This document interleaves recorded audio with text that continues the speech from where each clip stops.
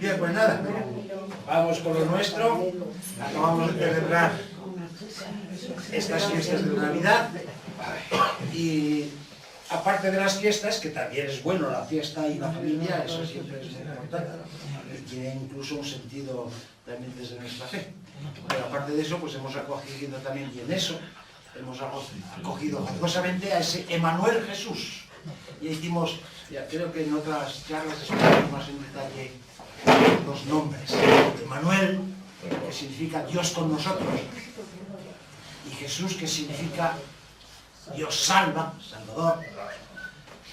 O sea que nuestra fe es que Dios está con nosotros, Emanuel, pero no como el que juzga, no como el que condena, ni siquiera como el que ordena y manda, el gran Señor allá que ordena y manda, sino que está con nosotros como salvándonos. Está con nosotros salvándonos, Jesús. Salvándonos, es decir, si os acordáis que el año pasado, hace 2 años, hablamos de lo que es la salvación, que ahí tenemos también ideas muy raras. Creemos que la salvación es librarnos de las penas del infierno para llevarnos al cielo, no.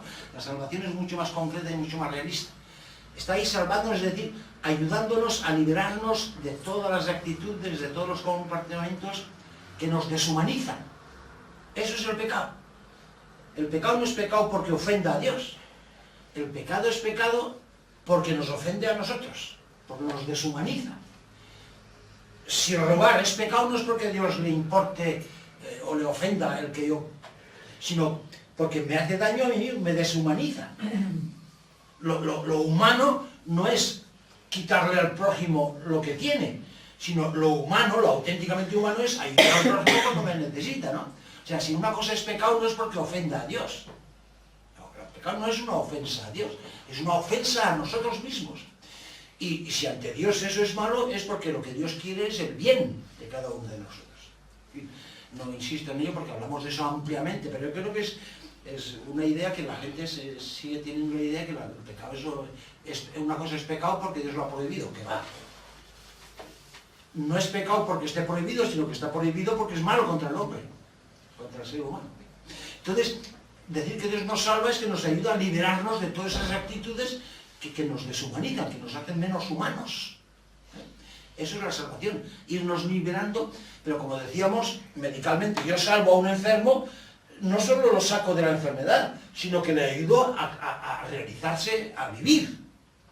Pues Dios está, Emanuel, Dios con nosotros, Jesús salvándonos, Dios con nosotros salvándonos, ayudándonos a liberarnos de todo lo que nos deshumaniza, para que vivamos cada vez con mayor verdad nuestra autenticidad humana, que seamos cada vez personas cabales, plenamente realizadas. Y ahí está con nosotros, empujándonos, llevándonos a realizarnos plenamente como personas cabales, en la alegría de sabernos amados por Él y amando como Él. Eso es ser hijos. El hijo, de tal palo tal astilla, lo dice el castellano, ¿no? El hijo es el que, en cierto modo, reproduce, porque tiene los mismos genes que el padre, reproduce lo que el padre es. Entonces, ser hijo es vivirse en la alegría de saberse amado, acogerse de Dios, pero reproducir en mis actitudes lo que mi padre es, lo que Dios es, amor. Por eso ser hijo es vivir la alegría de saberse amado y vivir en el gozo y en la generosidad, en el amor de los demás. Y eso es ser persona humana. Y eso es ser hijo. Los hijos de Dios no somos una cosa, es que eso también ya lo que pasa es que cada vez que me enrollo con las mismas cosas, pero como estamos tan...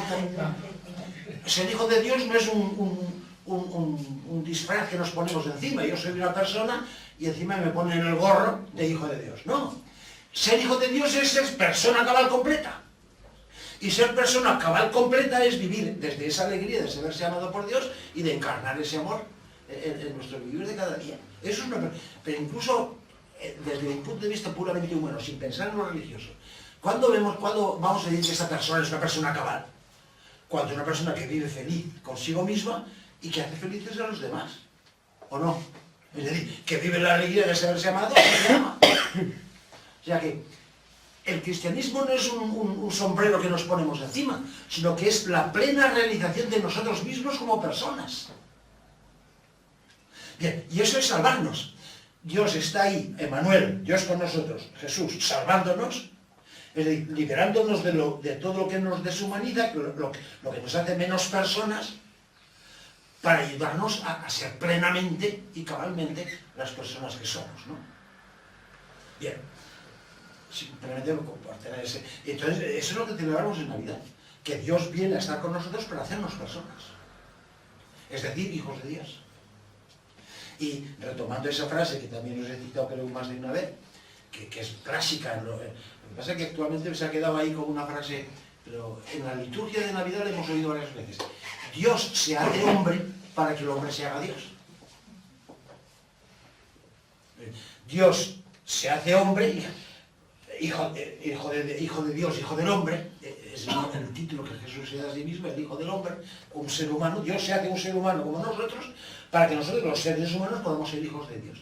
Ese es el misterio de la Navidad y el núcleo de nuestra fe, de nuestra religión.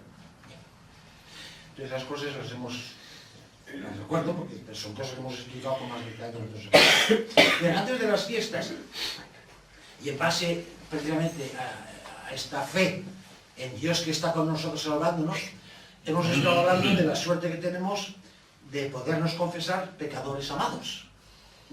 Ese era el tema. Quería empezar ya con el tema que os he prometido varias veces, aunque ya lo hemos hablado mucho, pero un poco más sintetizar un poco lo que hemos dicho, es la Trinidad. Pero antes de eso, quería empezar ya hoy, pero quería terminar un poco algo de lo que dijimos ya sobre este tema en las últimas. Ya dijimos en esas charlas anteriores a la Navidad, ¿no? Que no se trata, en estas charlas sobre ese tema, no he hablado mucho, he hecho alusión, pero no he hablado explícitamente del rito de la confesión. Que si hay que pasar por el cura, que si hay que largarle toda la lista, no he hablado de eso. Y lo he hecho adrede. Porque, como os dije, creo también, si nos lanzamos en eso, nos vamos a perder en esos detalles que son secundarios, totalmente secundarios, y no vamos a comprender el núcleo. Y todos esos temas de si hay que confesarse, si hay que pasar por confesionario, si hay que contarle la lista de mis pecados al cura, si no hemos asimilado el núcleo de lo que es confesarse pecador amado, si no hemos comprendido el núcleo, todo eso no va a tener sentido. Va a tener sentido y podrá tenerlo, y un día quizás vamos sobre ese tema en ese aspecto, pero solo desde cuando hemos comprendido y asimilado realmente lo nuclear. Por eso, para concluir estas charlas, estas 4 o 5 charlas que hemos dado sobre ese tema, pues voy a insistir sobre lo nuclear. Lo nuclear de la confesión, que lo celebremos en un rito o que lo celebremos personalmente, lo nuclear es confesar que yo, pecador, soy amado gratuitamente. Soy amado gratuitamente. Eso es lo nuclear. Eso es lo central. ¿Y soy pecador? Claro que sí. Pero lo nuclear de la confesión es confesar que yo, pecador, soy amado. Soy pecador, sí. Y hemos hablado en las 2 últimas charlas, creo que insistí sobre ello, hemos insistido en la importancia de ser lúcidos sobre nosotros mismos, en todos los campos de la vida, y también en nuestro caminar diario. Soy pecador, vale, meto la pata, pero soy amado. Ahí está el clic.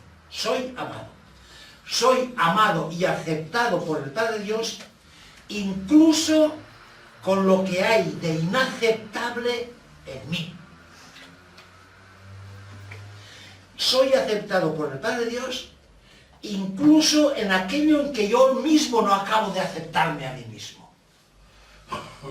Eso es lo que confieso, porque Dios me ama. Lúcido sobre mi realidad, pero lúcido hasta el fondo, amado. Lucida hasta el fondo. Pecador, pero amado. Y ya dijimos, hablando de las culpabilidades en las últimas charlas,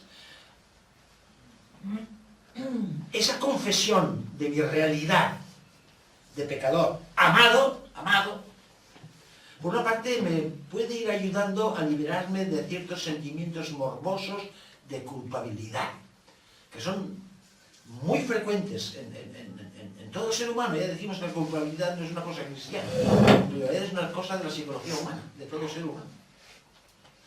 Y al confesarnos desde el realismo de mi realidad pecadora como amado, me ayuda a liberarme de esos sentimientos morbosos de culpabilidad que pueden cortarme las alas y que pueden ahogarme. Y hay personas ahogadas por sus culpabilidades. Y más aún, apoyándome en esa confianza, en el amor misericordioso con que soy amado, eso es lo que me da ánimos y me da fuerza para ir sacando a la luz lo mejor de mí mismo, con la seguridad de que ese amor misericordioso con que me está amando el Padre Dios me va acompañando a lo largo de todo mi caminar. Eso es lo que me da fuerzas para seguir intentándolo a pesar de mis meteduras de pata. Yo personalmente estoy convencido de que si de verdad nos presentaran y si comprendiéramos y si celebráramos y sobre todo si viviéramos ese sacramento desde esta perspectiva, yo creo que otro gallo nos cantaría. Otro gallo nos cantaría. Ese sacramento que, como dijimos ya desde el primer día que hablamos de este tema, pues está actualmente en plena crisis. Pero crisis positiva si nos ayuda a reflexionar e ir al fondo. Nos habíamos quedado, lo hemos vivido durante mucho tiempo en esa superficie, y esta crisis nos tendría que obligar a ir al fondo. Entonces, ¿veis? Antes de preguntarnos si es necesario o no es necesario pasar por el cura, pasar por el confesionario, lo primero y lo esencial que tenemos que tener muy claro es qué es lo que confesamos. No si tengo que confesarlo delante del cura en un garito, sino qué es lo que tengo que confesar. Y para empezar, ¿qué significa esa palabra confesar? Mirando en el diccionario, una de las definiciones que viene en el diccionario, confesar es reconocer públicamente algo, proclamarlo y declararlo. Pues, ¿qué es lo que nosotros confesamos? ¿Qué es lo que yo reconozco y yo publico y yo proclamo? Pues proclamamos dos cosas. Una cosa, pero que lleva una consecuencia. Primero, lo que confieso es que Dios me está amando. Y que me está amando precisamente a mí. Sea yo quien sea. Y desde ahí, confieso que yo soy mucho más de lo que yo creía. Porque yo me creía pecador y resulta que me descubro amado. O sea, confieso mi verdadera identidad. Mi verdadera identidad. Voy a decir una palabra sobre esos dos aspectos. Primer aspecto. Confesamos que Dios nos está amando. Me está amando precisamente a mí. Eso es lo que confesamos, eso es lo que reconocemos y eso es lo que proclamamos. Que el Padre Dios me ama precisamente a mí. Dios ama en general, no, a mí. En lo concreto de lo que yo soy. Porque Dios no ama a seres abstractos. Los seres abstractos no existen. El ser humano abstracto no existe. Existe José María, Pepito, Margarita, Andrés y Lucía. Seres concretos. Y Dios ama a seres concretos. Y por consiguiente, Dios ama al ser concreto que yo soy. Es decir, a ese flojo, a ese pecador concreto que yo soy, a ese miserable que yo soy, o simplemente a ese ser vulgar que ni siquiera soy capaz de hacer un pecado que valga la pena, que somos la mayoría de nosotros. Dios ama a ese ser vulgar y aburrido, a ese personaje que yo soy, que ni siquiera es capaz de hacer pecados mínimamente originales. Y que siempre tropieza en las mismas piedras. A ese es al que Dios ama, porque ese es el ser concreto.